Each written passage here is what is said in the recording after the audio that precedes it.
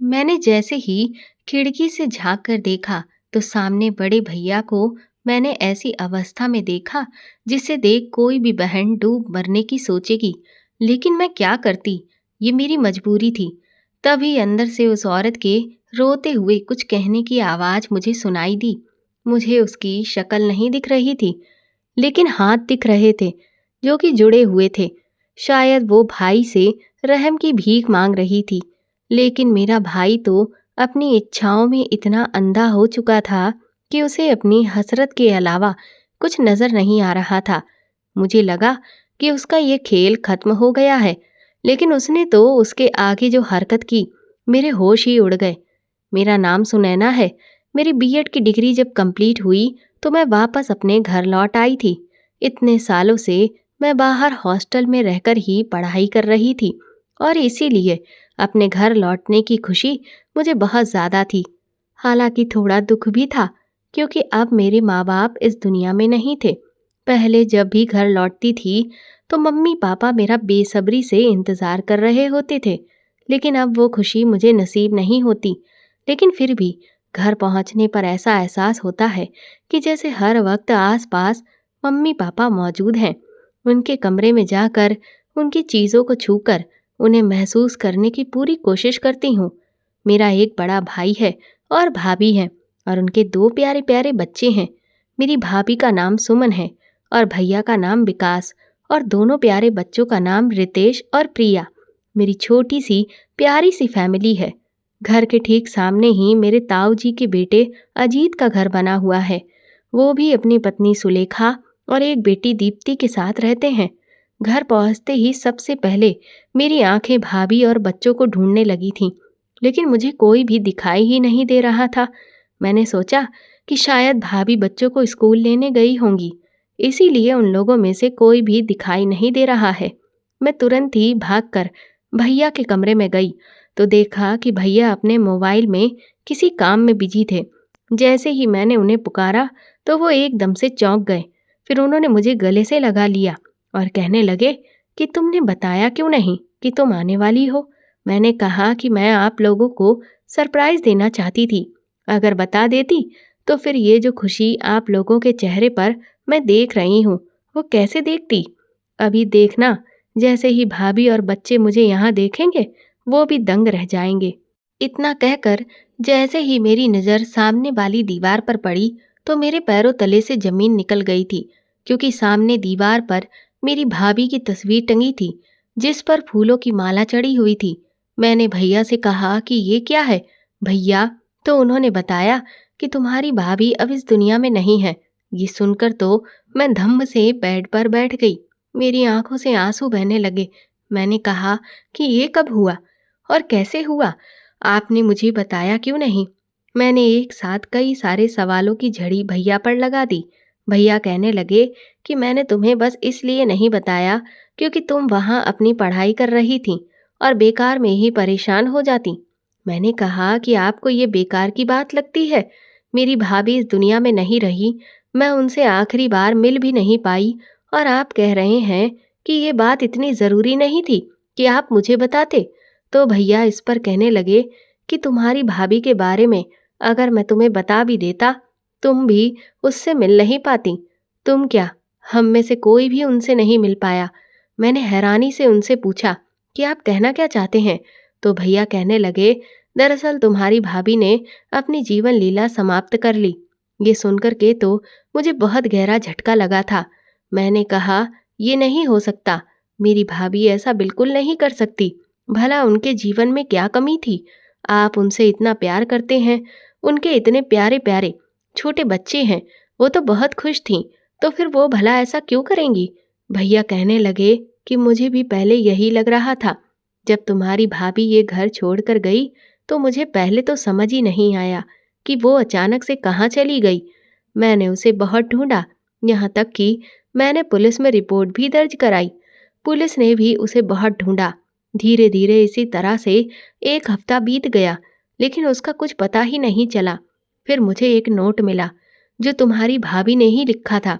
मैं उसके जाने से इतना परेशान था कि मैंने घर में इस बात का ध्यान ही नहीं दिया कि हो सकता है वो मेरे लिए कोई मैसेज छोड़कर गई हो।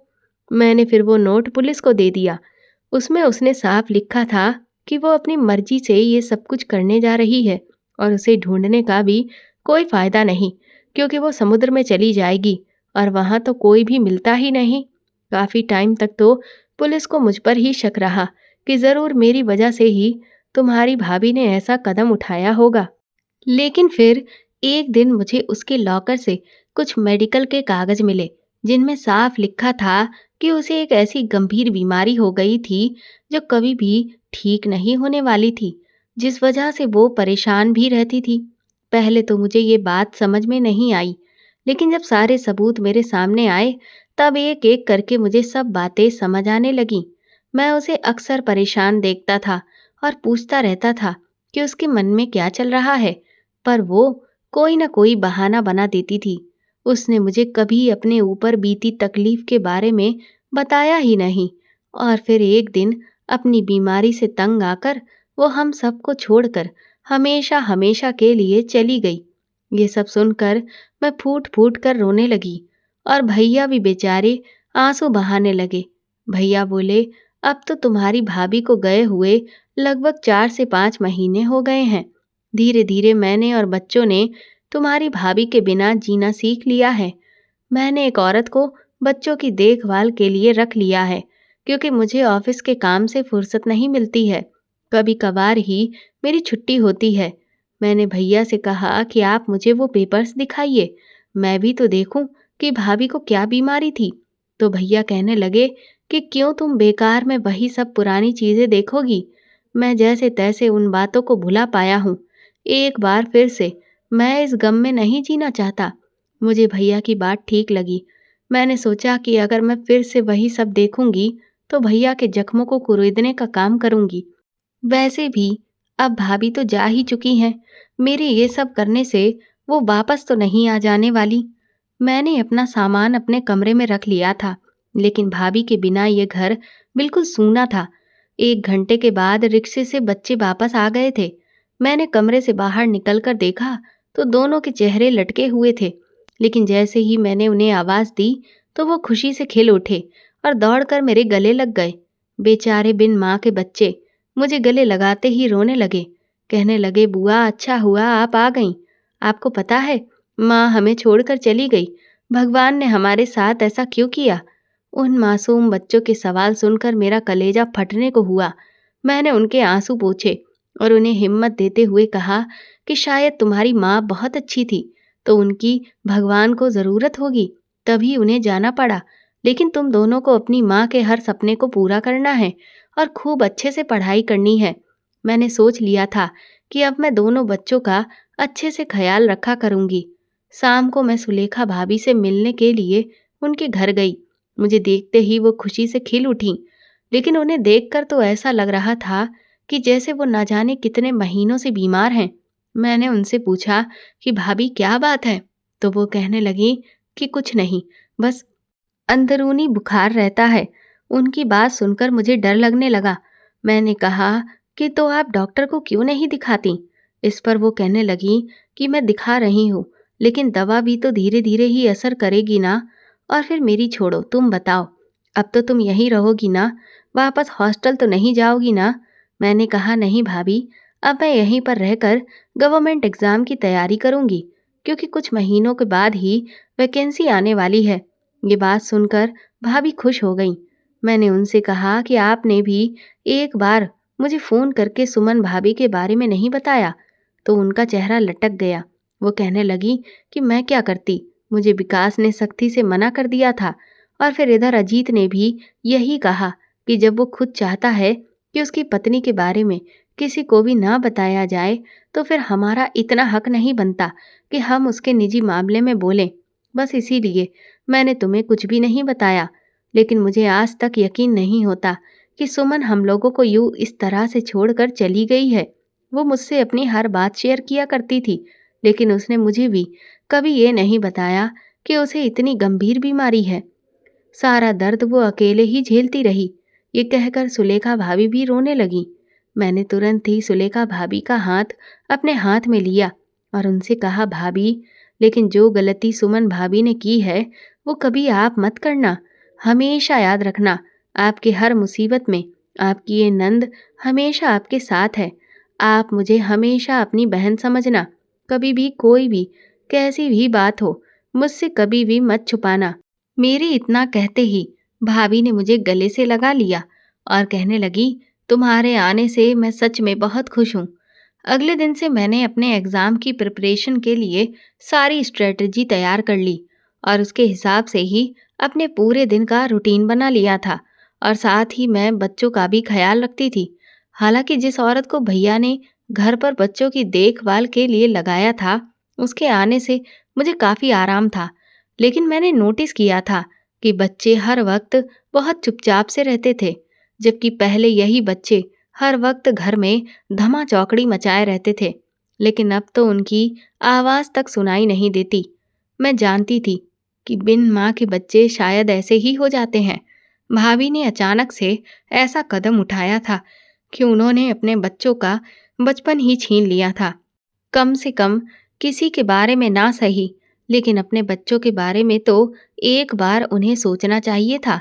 लेकिन खैर, शायद उन पर भी बहुत दबाव होगा, वरना कोई भी माँ अपने बच्चों को छोड़कर यूं नहीं जाती।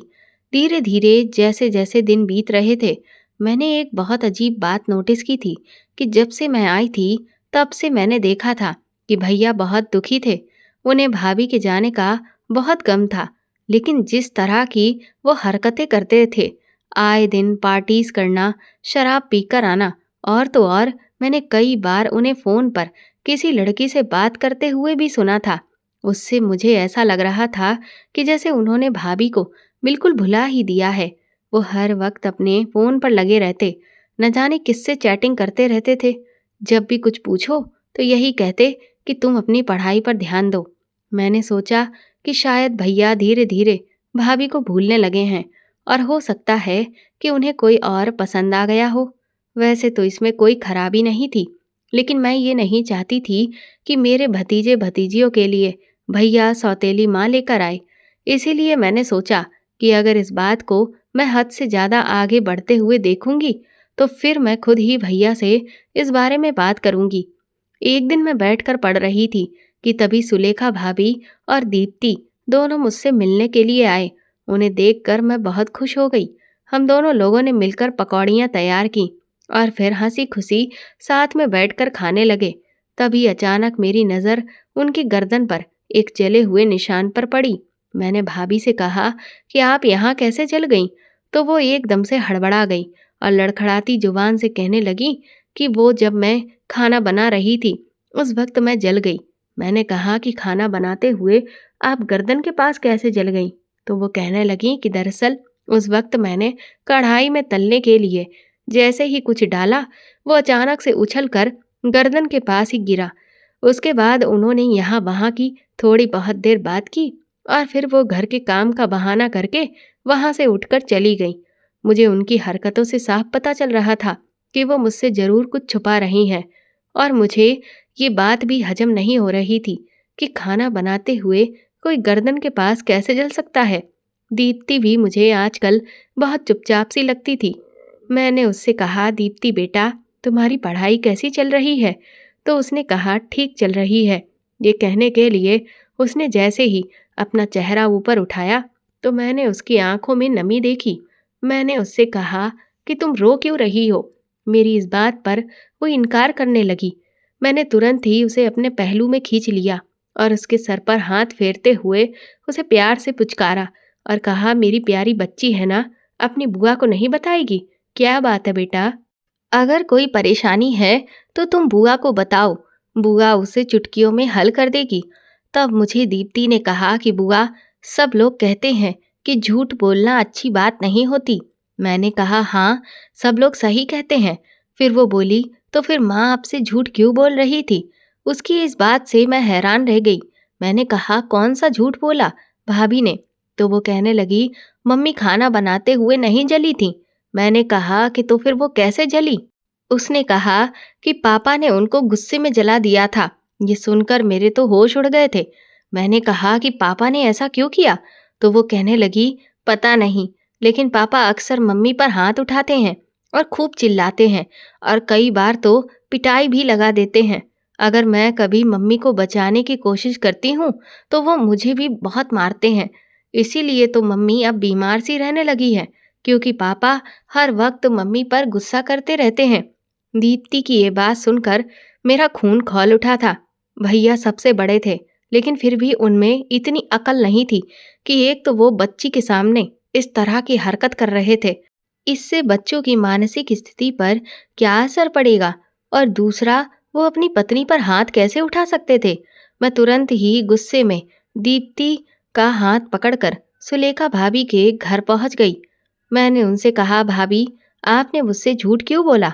मेरी इस बात पर वो समझ गई और उन्होंने तुरंत ही दीप्ति की तरफ देखा।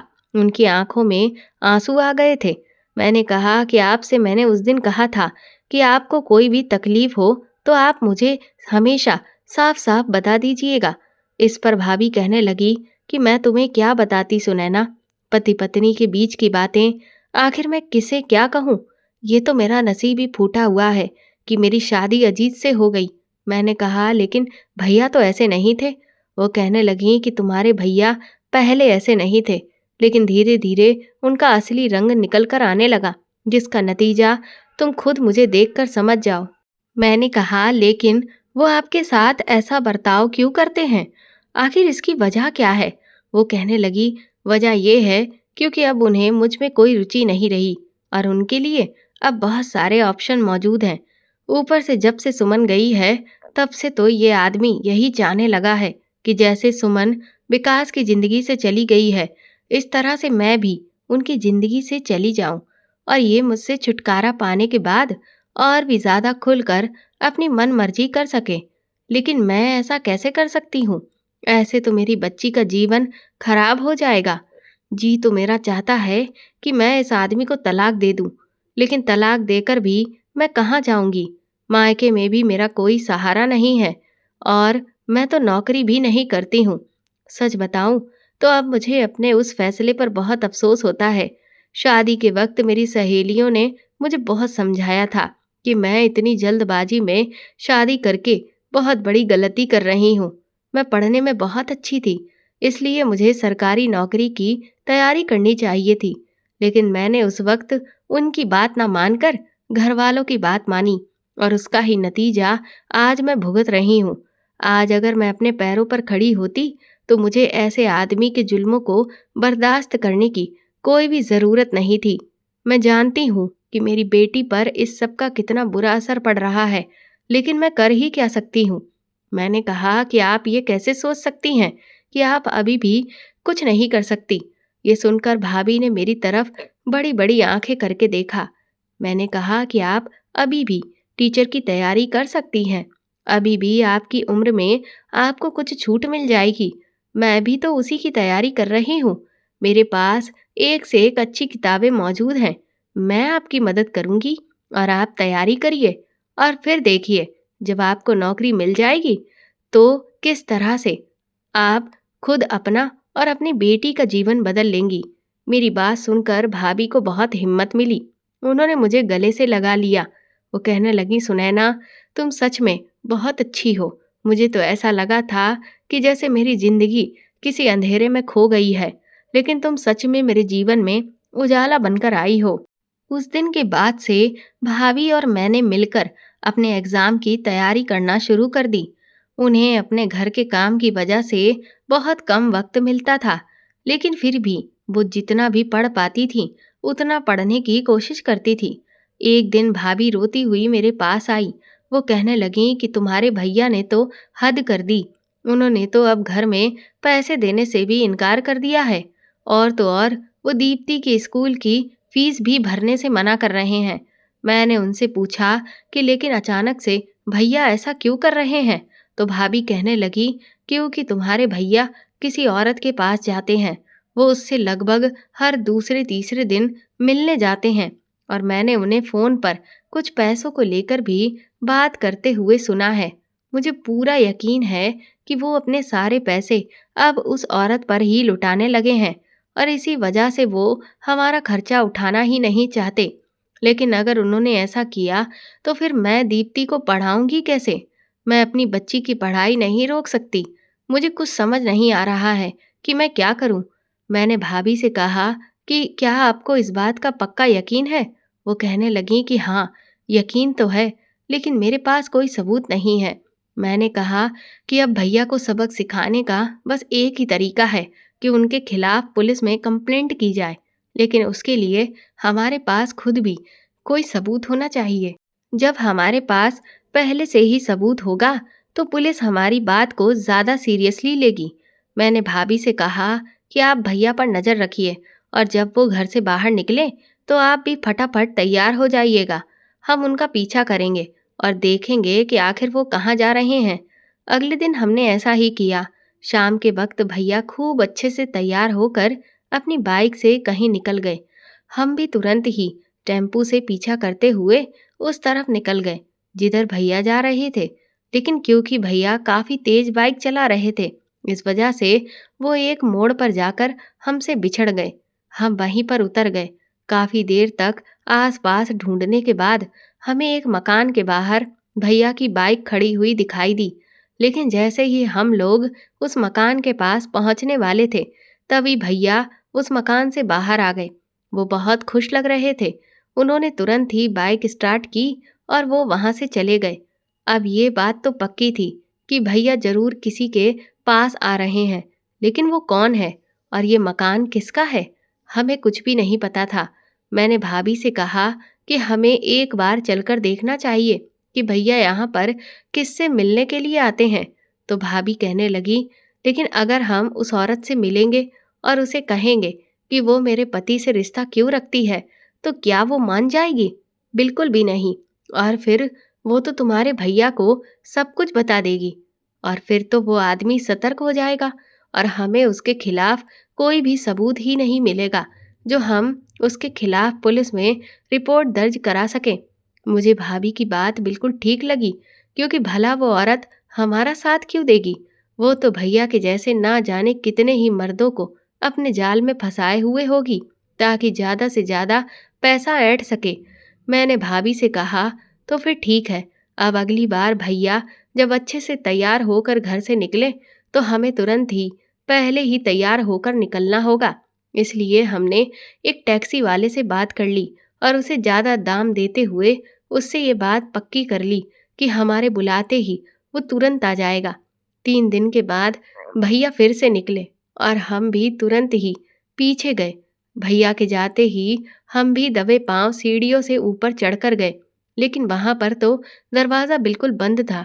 हमें समझ नहीं आ रहा था कि हम क्या करें। फिर हमने यहाँ वहाँ देखना शुरू किया, तो जब बालकनी से पीछे की तरफ मुड़कर हम लोग गए तो वहां पर एक खिड़की थी जो कि हल्की सी खुली हुई थी। हमने बहुत हल्का सा धक्का देकर उसे थोड़ा सा और खोला और फिर जैसे ही अंदर का नज़ारा हमारी आंखों के सामने आया तो हम दोनों के होश उड़ गए थे। भाभी की आंखों से तो आंसू बहने लगे थे और मैं शर्म से भर गई थी, क्योंकि मैंने भैया को उस हालत में देख लिया था जिसमें मुझे उन्हें कभी भी नहीं देखना चाहिए था। भैया को शर्म नहीं आई भाभी को धोखा देते हुए। इस वक्त भैया बहुत खुश लग रहे थे क्योंकि वो अपनी इच्छा पूरी कर पा रहे थे। लेकिन तभी एक औरत की रोते हुए कुछ कहने की आवाज़ आई। वो काफ़ी ज़्यादा रो रही थी, जिस वजह से वो क्या कह रही थी हमें कुछ भी समझ में नहीं आया। लेकिन फिर हमने उसके सिर्फ जुड़े हुए दोनों हाथ देखे। शायद वो किसी तरह की भैया के सामने भीख मांग रही थी। ये देखकर हम चौंक गए। इसका मतलब ये था कि भैया उस औरत के साथ जबरदस्ती ये सब कुछ कर रहे थे। वो औरत मजबूर थी। ये देखकर तो मुझे भैया से घृणा होने लगी। भाभी भी बोली, ये आदमी इतना गिरा हुआ हो सकता है, मैंने तो कभी सपने में भी नहीं सोचा था। न जाने बेचारी ये कौन औरत है जो इस आदमी के चुंगल में फंस गई है और ये उसका भरपूर फायदा उठा रहा है। तभी भैया ने अचानक गुस्से से उस औरत के ऊपर हाथ उठाया और शायद उसके बालों को कसकर पकड़कर खींचा और उसे धमकाते हुए बोला कि खबरदार, जो मेरे खिलाफ गई, चुपचाप मैं जैसा कहता हूँ वो करती जा। अगर तूने मेरी बात नहीं मानी तो फिर मैं भी तेरी बात बिल्कुल भी नहीं मानूंगा, समझी ना? और फिर मेरे खिलाफ जाने का अंजाम क्या हो सकता है, ये तो तू अच्छे से ही जानती है। ये कहते हुए भैया ने उस औरत को दूसरी तरफ पटक दिया और अपने चेहरे पर विजयी मुस्कान लेकर वो अपने कपड़े ठीक करके कमरे से बाहर निकल आए और तुरंत ही उतरकर बाइक से चले गए। भाभी ने कहा कि सुनैना, हमें इस औरत से मिलना चाहिए। न जाने बेचारी कौन है जिसका ये गिरा हुआ आदमी फायदा उठा रहा है। हमें इसे भी बचाना होगा, नहीं तो ये आदमी इस औरत को भी पूरी तरह से बर्बाद कर देगा। मुझे भाभी की बात ठीक लगी, इसीलिए मैं तुरंत ही भाभी के साथ उसके दरवाजे पर पहुंची। 2-3 बार दरवाज़ा खटखटाने के बाद जैसे ही दरवाज़ा खुला तो हमने सामने वो देखा जिसके बारे में हम कभी सपने में भी नहीं सोच सकते थे। हम दोनों पर तो जैसे बिजली ही गिर गई थी। ऐसा लगा कि जैसे ज़मीन हिल गई हो। हमारे हाथ पैर कांपने लगे थे। तकरीबन 1 घंटे के बाद हम घर पहुंचे, लेकिन हमें नहीं पता था कि घर पहुंचने के बाद हमें एक और बहुत बड़ा तगड़ा झटका लगने वाला था। एक ही दिन में हम पर इतनी बार बिजली गिर चुकी थी, इसके बारे में हम कभी सोच ही नहीं सकते थे। मैं जैसे ही घर पहुंची, मुझे अपने भैया विकास के कमरे से किसी लड़की की आवाज़ सुनाई दी रही थी। मैंने जब कमरे में झांक कर देखा तो विकास भैया उस वक्त एक लड़की के साथ बैठे हुए थे। वो दोनों खूब जोर जोर से हंस रहे थे और भैया उस लड़की को रिझाने की कोशिश कर रहे थे। वो लड़की मेरी मरी हुई भाभी के बारे में पूछने लगी तो भैया ने आगे जो कहना शुरू किया, उसे सुनकर मेरे पैरों तले से जमीन निकल गई। भैया कहने लगे, ये सब कुछ मैंने तुम्हारी खातिर ही तो किया है। देखा तुमने कि मैं कितना दिमाग वाला हूँ। सांप भी मर गया और लाठी भी नहीं टूटी। अगर मैं उस औरत को खुद से तलाक देता तो वो कभी भी मेरी जान नहीं छोड़ती, और ऊपर से हो सकता है मुझ पर पुलिस केस हो जाता और फिर तो मुझे उसे कंसेशन के पैसे देने पड़ते, उसका आधा खर्चा उठाना पड़ता। लेकिन मैंने जो तरकीब अपनाई उससे वो अपने आप मेरी जिंदगी से चली गई और मुझे कोई नुकसान भी नहीं उठाना पड़ा। इस पर वो लड़की कहने लगी कि मुझे तो अभी भी यकीन नहीं आता कि तुमने ये सब इतनी आसानी से कर लिया, लेकिन तुमने ये किया कैसे? भैया बोले कि मैंने बहुत दिमाग लगाया और फिर मैंने सुमन को खाने में कुछ ऐसी दवाइयाँ देना शुरू किया जिससे उसे ये लगे कि वो दिन ब दिन बीमार पड़ रही है। फिर मैं उसे डॉक्टर के पास चेकअप के लिए लेकर गया और वहाँ मैंने डॉक्टर को पैसे देकर उसकी ऐसी रिपोर्ट बनवाई जिससे ये साबित हो जाए कि वो बस कुछ महीनों की मेहमान है और वो कभी ठीक नहीं होने वाली। मैं सुमन को बहुत अच्छे से जानता था कि वो मुझे बिल्कुल भी कोई टेंशन नहीं देना चाहती थी, इसीलिए उसने मुझे अपनी बीमारी के बारे में नहीं बताया, वो बीमारी जो उसे कभी थी ही नहीं। लेकिन इधर मैं उसे ऐसी दवाइयाँ लगातार देता रहा जिससे उसे बहुत तकलीफ हो और उससे वो तकलीफ झेली ना जाए। और फिर एक दिन उसने खुद वही फैसला किया जो मैं चाहता था और बस फिर वो हमेशा हमेशा के लिए मेरी जिंदगी से चली गई। और आज देखो, मैं आराम से तुम्हें अपनी जिंदगी में शामिल कर सकता हूँ। अब हम दोनों के बीच में कोई भी रुकावट नहीं है। ये कहते हुए भैया और वो लड़की एक हो गए। मैं तुरंत ही वहाँ से पीछे हटी। मैं कभी सोच भी नहीं सकती थी कि मेरे दोनों भाई इतने गिरे हुए निकलेंगे, लेकिन अब मैं इनमें से किसी को भी नहीं छोड़ने वाली थी, क्योंकि इन लोगों में से किसी ने भी रिश्ते की लाज नहीं रखी थी और इसीलिए अब इन्हें इनके किए की सज़ा दिलाने का वक्त आ चुका था। हम लोग तुरंत ही पुलिस स्टेशन पहुँचे। वहाँ पहुँचते ही जैसे ही सीनियर इंस्पेक्टर ने मेरे साथ आए हुए शख्स को देखा तो वो भी हैरान रह गए। इससे पहले कि वो कुछ कहता, मैंने उनसे कहा, जी इंस्पेक्टर साहब, मेरी भाभी सुमन जिंदा है। उन्हें भी समझ नहीं आ रहा था कि ये सब कैसे हो गया। वो कहने लगे, इसका मतलब आप समुद्र में डूबी नहीं थीं? तो मैंने सुमन भाभी से कहा कि कम से कम अब तो आप सब कुछ सच सच बताइए। उसके बाद मेरी भाभी सुमन ने जो कुछ भी बताना शुरू किया, उसे सुनकर पुलिस स्टेशन में मौजूद हर शख्स के होश उड़ते चले गए। और ना सिर्फ पुलिस, बल्कि मैं और सुलेखा भाभी भी उनकी कहानी सुनकर रो पड़े थे। सुमन भाभी ने बताया कि उन्हें जब ये पता चला कि उन्हें ऐसी गंभीर बीमारी है जो कभी ठीक नहीं हो सकती, तो उन्हें अपने बच्चे और पति के लिए बहुत डर लगने लगा। लेकिन धीरे धीरे उस बीमारी की वजह से उनके शरीर में दर्द बढ़ता जा रहा था, जिसे वो सहन ही नहीं कर पा रही थी। फिर एक दिन मेरे दिल में ये ख्याल आया कि अगर मैं घर पर रही तो कभी ना कभी तो मेरे पति और बच्चों को मेरी बीमारी के बारे में पता चल जाएगा, क्योंकि मैं कब तक अपनी तकलीफ को उनसे यूं छुपा कर रखूंगी। इसलिए मैंने फैसला किया कि अब मैं इस दर्द भरी जिंदगी से छुटकारा पा लूंगी। उसके बाद मैं अपने पति के नाम एक आखिरी नोट लिखकर समुंदर की तरफ निकल गई। लेकिन मैं जैसे ही समंदर में कूदने वाली थी कि तभी वहां एक लड़की ने आकर मुझे बचा लिया। वो मुझे शांत कराकर अपने साथ अपने घर ले गई। मैंने उसे अपनी पूरी कहानी बताई तो उसने कहा कि तो अब तुम क्या करोगी? मैंने कहा करना क्या है, जब तक ऊपर वाले ने जिंदगी दी है एक एक दिन काट लूंगी। उसके घर पहुंचने के बाद मैंने देखा कि अचानक से मेरे शरीर में जो दर्द उठता था वो उठना बंद हो गया था। ये शायद ऊपर वाले का चमत्कार था या कुछ और, पर मैं बहुत खुश थी। इसलिए कुछ दिनों बाद मैंने ये फैसला किया कि मैं अब वापस अपने पति के पास लौट जाऊंगी। यही सोचती हुई मैं अपने घर की तरफ निकल गई कि तभी रास्ते में मैंने विकास को एक औरत के साथ देखा। मैंने जब उनका पीछा किया तो वो एक होटल में जा रहे थे। मैं उस होटल में भी गई और फिर मैंने उन्हें जिस हालत में वहां पर देखा उसे देखकर मैं पूरी तरह से टूट गई। मुझे यकीन नहीं हो रहा था कि मेरे कुछ महीने दूर रहने पर मेरा पति मुझे इतनी जल्दी भूल गया।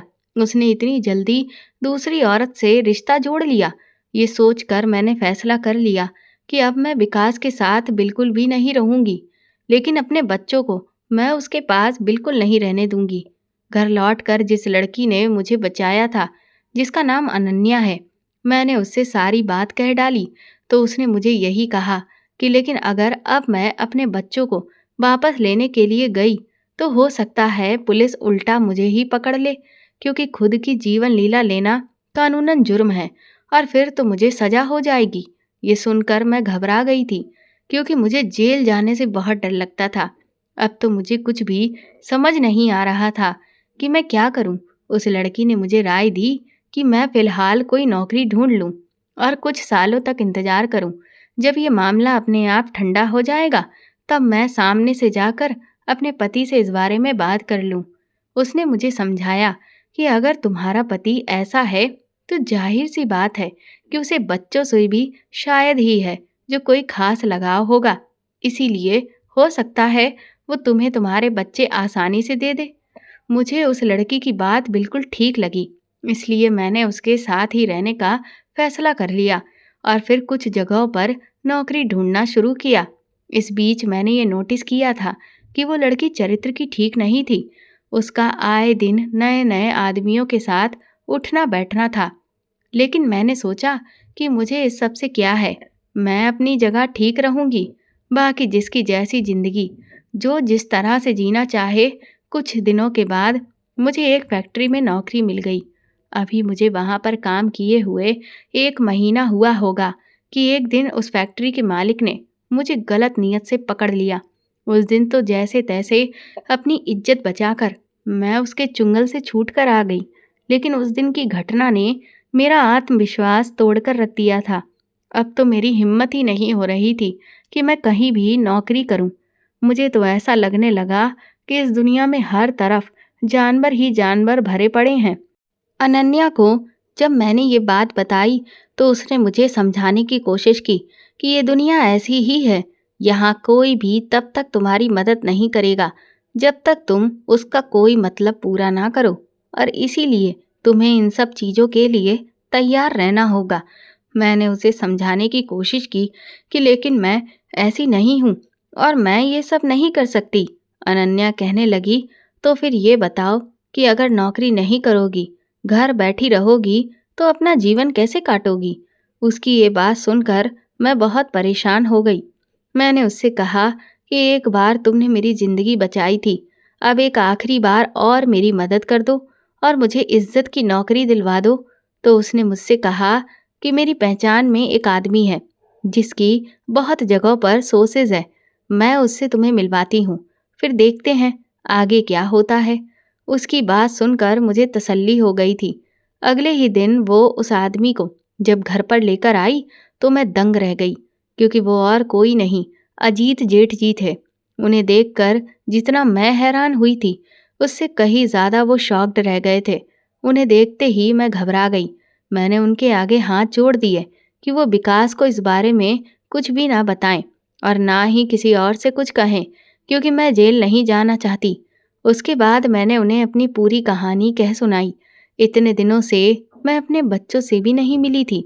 बच्चों को मिलने की इच्छा ने मुझे बहुत परेशान कर रखा था और अजीत जेठ जी को अपने सामने देखकर मेरी यही इच्छा और भी ज़्यादा बढ़ गई। मुझे उनमें एक ज़रिया नज़र आने लगा। मैंने उनसे रिक्वेस्ट की कि वो मुझे एक बार ही सही, लेकिन मेरे बच्चों से मिलवा दें। मैं अपने चेहरे को छुपा कर रखूंगी और कुछ बोलूंगी भी नहीं। जेठ जी ने मुझसे वादा किया कि वो मुझसे मेरे बच्चों को ज़रूर मिलवाने लाएंगे और उन्होंने मुझे ये भी कहा कि मुझे नौकरी करने की कोई ज़रूरत नहीं है। मेरे खर्चे भर के पैसे वो मुझे घर आकर ही दे दिया करेंगे। ये सुनकर मैं बहुत खुश हुई थी। मेरी तो सारी टेंशन ही दूर हो गई थी। लेकिन मुझे नहीं पता था कि अब मेरे जीवन में कौन सा तूफान आने वाला था। अगले दिन ही जेठ जी मेरे कमरे पर आए और उन्होंने मेरे सामने ये शर्त रखी कि वो मेरी मदद तभी करेंगे जब मैं भी उनकी इच्छा को पूरा करूंगी। पहले तो मुझे उनकी बात समझ नहीं आई, लेकिन जब उन्होंने अपने इरादे मुझे बताए तो मैं होश खोने लगी। मैंने उनसे कहा कि आपको शर्म नहीं आती? मैं आपकी बहू हूँ और आप मुझ पर गलत नज़र डालते हैं। लेकिन वो कहने लगे कि इस दुनिया में मुफ्त में कुछ भी नहीं मिलता, और फिर मैं तो तुम्हारी कितनी बड़ी मदद करूँगा, तो क्या उसके बदले में तुम ये भी नहीं कर सकती?